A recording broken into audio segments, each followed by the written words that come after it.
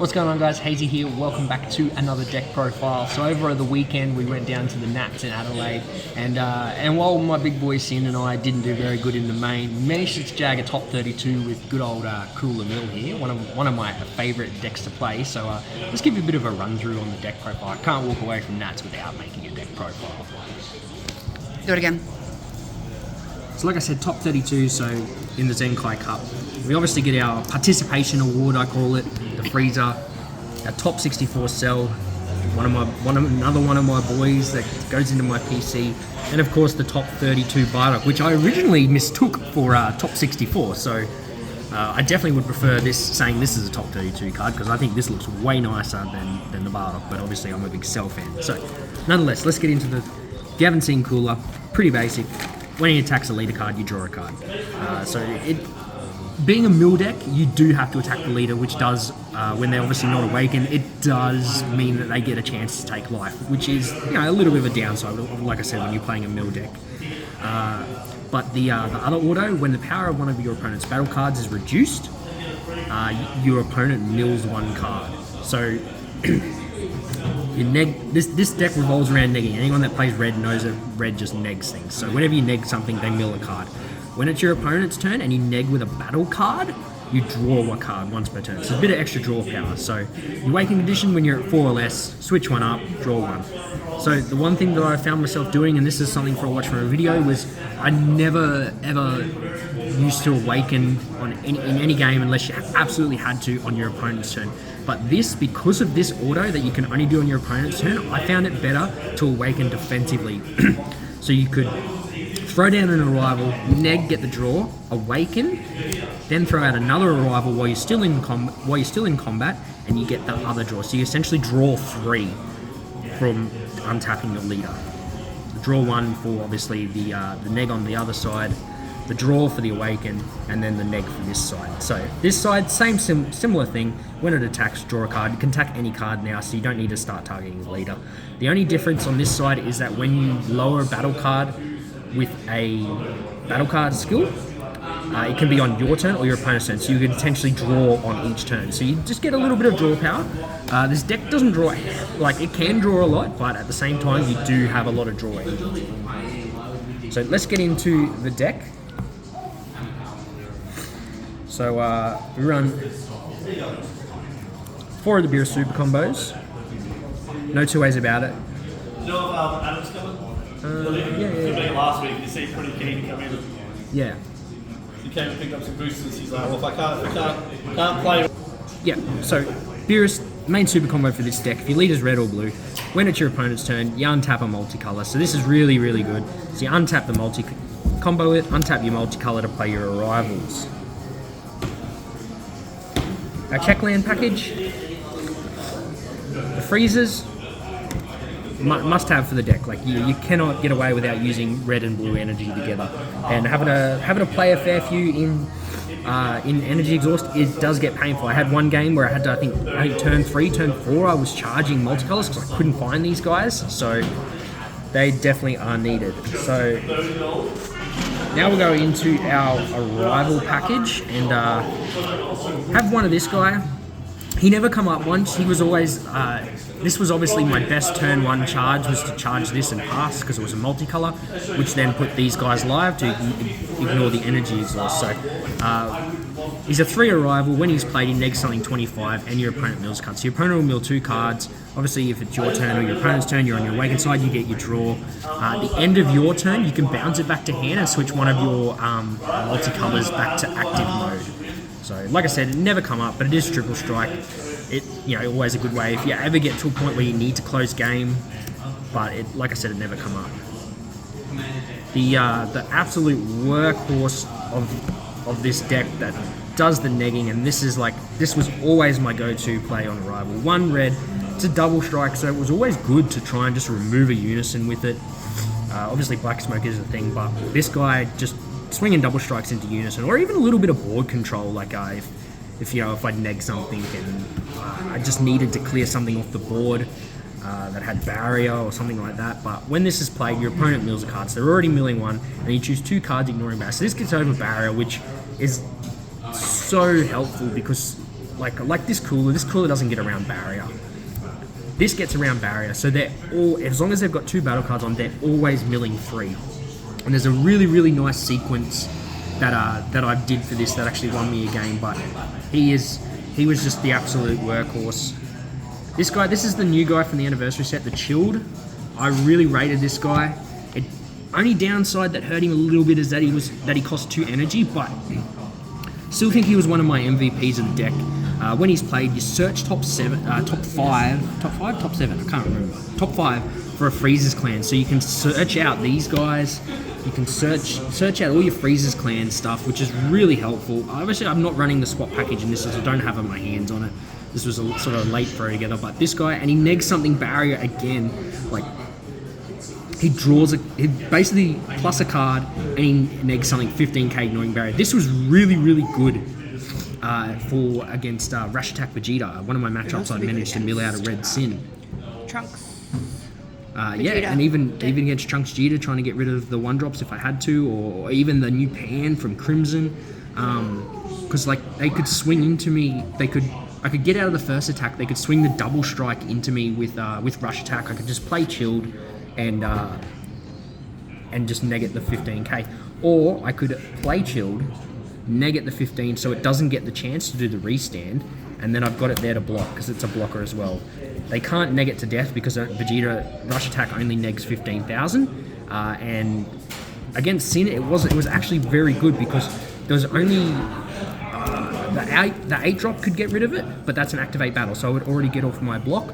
But the 4-drop Sin was the only thing that would actually be able to straight out just stop this thing from being able to block. So I think there was one game I managed to dump 2 of them on the board, and it was just, I had such good control of the board. Like, these things just have brung the deck back to life. Like, they're dual attacks, so you can get a swing out of it to clear a Unison or something like that, and then you can just leave him up and block with him.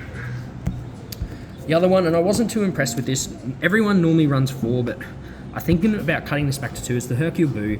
So when it's played, you draw a card, that's cool, and you neg something 10k. It doesn't ignore barrier, but I just felt this never really come up. Like, I found myself like being stuck with it a few times. Like, at least the good thing with Chilled is that because you've got a multicolor in your energy, he's a free combo cost, so you can get your rival chain going again, or you can just combo with him. Whereas these you sort of have to pay for if you get stuck with them, and they don't neg the barrier, which can hurt. I mean, it's really good because if you get to the end of the turn, you can bounce something back to your hand. So you can always bounce a Chilled or a Freezer, but I never found myself in a situation where I could actually bounce cards very often. So I think going forward, I'd probably cut this back to 2.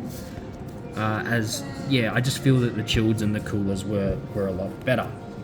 Go into the Unison package, and I was actually pretty, like, I saw a deck profile of this recently from the American Nats, and they didn't run a Unison, and I was a bit baffled by it because I've only ever run the Unison package in Cooler. Obviously, Baby is probably the best three cost Unison. It draws a card and takes a card from the opponent's board, puts Videl live, and it also, if you're tapped out, your leader gets 1,000 power, so that can be really handy just to stop the 15k swings, having to take damage from the 15k swings, because a lot of the time you would be, sometimes I would find myself, I'd tap, especially like when you play this, like this is 3 energy, you're basically going to tap out because you want to put that down turn 3, but I found that every time I got it down, it just got removed so easily. Like, I don't think I went 2 turns in a row where I had this. Obviously it's clear of Black Smoke because it's a 3 cost, but I never found myself being able to use it, which means that these Videls were just dead weights in my hand. And with like things like barrier these days, there's probably a bit more barrier. It's good to get around the deflect, but when this isn't staying alive, this becomes pretty useless. So I was going to try having it, taking the Unison package out and trying some of the other different stuff. So then we move into what I feel was like 2 of the biggest MVPs in my deck. This new Gohan rare, and when I seen this, I immediately thought I'm going to play Cooler Mill again. So we've got 3 of the Gohan rares, and these guys aren't new, but this is my first time actually being able to take advantage of these, and these actually helped me win a game and kept me safe once or twice.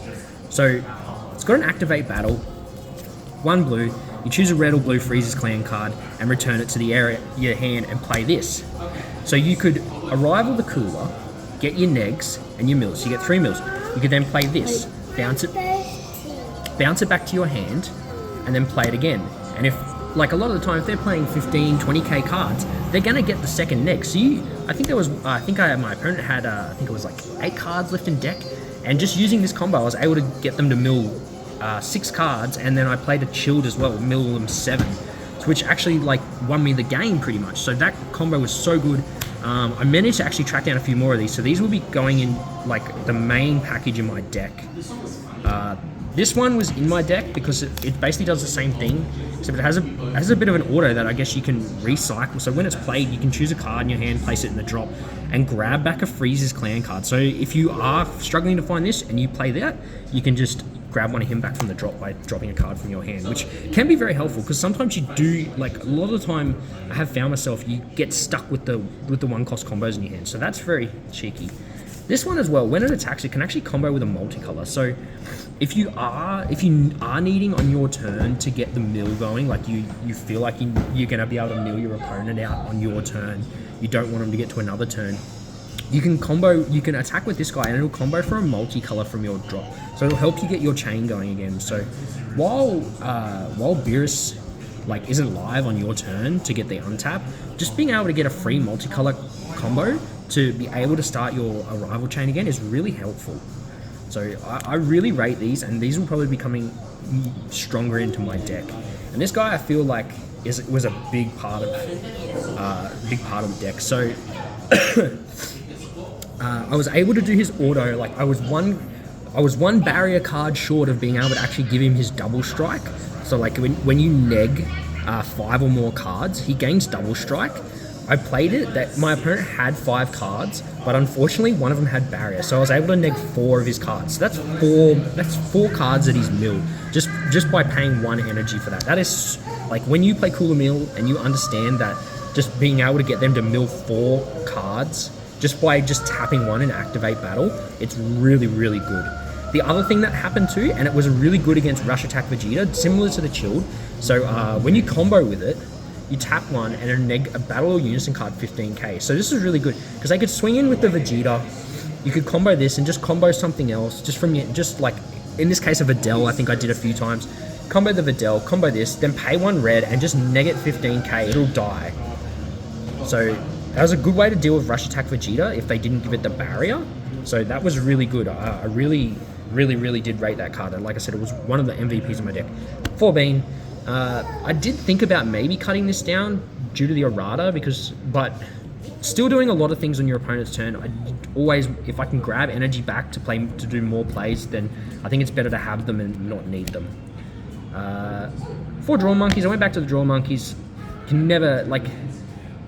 I didn't find myself using these as much as maybe I probably should have. I found myself in a few aggro matches where I just couldn't afford tapping 2 for them. I mean, I probably could, but at the same time, they were always there. I was able to gas my hand a few times with it. 2 Black Smoke, just 2 Zenkai cards, and obviously they're really broken. Like you can draw 2 from them, so they're basically another Draw Monkey. Draw 2 from them, or you can warp a barrier card or a Unison. So I don't think they ever come up because like I said, I was stuck a few times. 2 Broly Crown. Always great to have a look at my opponent's hand. I believe, I think there was a game that I actually won through being able to know what my opponent had in his hand. Good old Oceana. She's a bit easy to get around these days with so many counterplays. But if you can get her off, it really does slow your opponent down, especially when they're playing. Sorry. Yeah, so she is easy to get around, but it does slow them down because obviously you got to mill 4 each time. Hurts against. I probably would consider cutting her down. I don't see a lot of people use them anymore, but at the same time, I do like having my own, like not necessarily spin on the deck. I do like not just completely copying some of the top decks. I mean, that's probably why I'm not a top player, but at the end of the day, I do try and enjoy my decks as much as possible. So she come clutch. Like my best game was against Turtle School. I was able to see 3 of her within like the first 5 turns. My opponent just stopped attacking, which helped him build a board for me to neg. There was actually one game he was trying to clear my board. I think he swung in. He swung in, milled 4. He was swinging at my cooler actually, trying to clear my cooler off the board, and I just did like so. He's obviously milled 4 there. Maybe might have been a different play, but funny little interaction. Obviously, it's not really.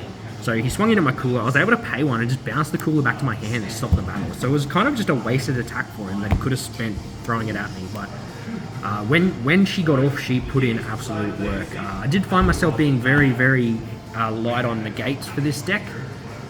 There was no pre-side, so yeah, I definitely struggled on the negate side of things. 2 dirty bursts, no one wants to cop the 8 costs in. But obviously you are very vulnerable to Broly Crown, but I did get Crown once, and I was able just to tap 2 and dirty burst, and he wasn't able to look at my hand, because when obviously Broly's played, I'm tapped out there, so... And 2 testings, I probably should have had some after images, but like I said, it was sort of a throw together thing, but they were my negates. My SCR of choice was good old Gohanks. I don't own a Smokey. Obviously using Smokey would be my favourite SCR to use in this. Obviously a lot of people use Vegeta. Vegeta can just clear the board. But I like using Gohanks. Negs the whole board barrier. So, you know, obviously you get your negs, whereas Vegeta, you just wipe the board. You don't necessarily get your negs. That's why I like using Gohanks, but that's me. I would much prefer have Smokey if I could. So we'll quickly go over the Z deck. I only used the Vegeta, so 2 Viruses, 2 Cells, 2 Rush Attacks, and the 1 Vegeta. I only used the Vegeta just to take me from like that 6 to 5 life to make my my token negates live, just to get in Awaken range. So, but yeah, that's going to be it for the deck profile. Shout out to my lovely wife for recording. She did get top 16 with her SS4 deck. I'm trying to encourage her to do a deck profile, but she's told me that if I want to do it, I can. So if you would like to see her top 16 Zenkai Cup deck profile, let me know in the comments. Thank you guys for joining in on this deck profile, and catch you all soon.